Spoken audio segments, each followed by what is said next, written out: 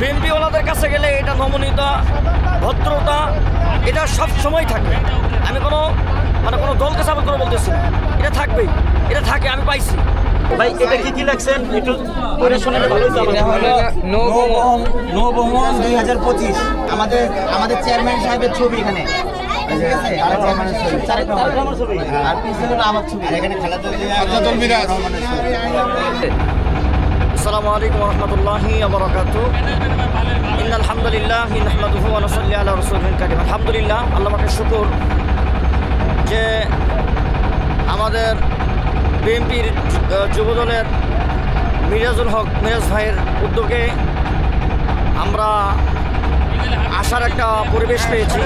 তো আলহামদুলিল্লাহ আমরা ঘোরাফেরা খুব ভালোই করেছি, আল্লাহর কাছে শুকরিয়া।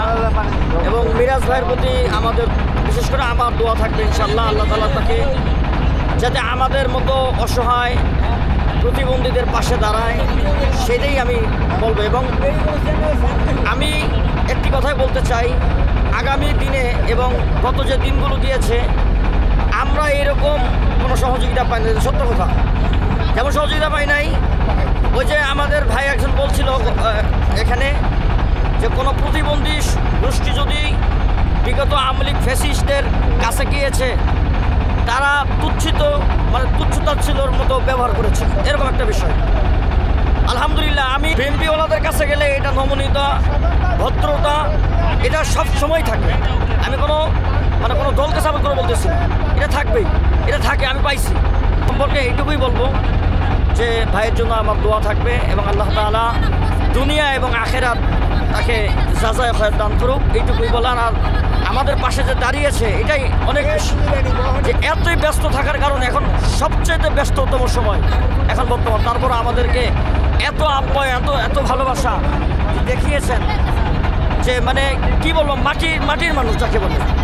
আল্লাহ পাকের প্রতি শুকরিয়া, যাতে এইরকম লোক যদি সংসদ সদস্য হয়, আমি মনে করি দলমত নির্বিশেষে, আমি কোনো এরকম লোক যদি সংসদ সদস্য হয় এবং আগামীতে যদি সে সংসদ সদস্য হয়, আমি মনে করি যে মিরপুর এলাকায় কিংবা অন্য এলাকার যত প্রতিবন্ধীরা আছে এরা দরিদ্র থেকে অথবা ভিক্ষাবৃত্তি থেকে রেহাই পাবে, আমি মনে করি।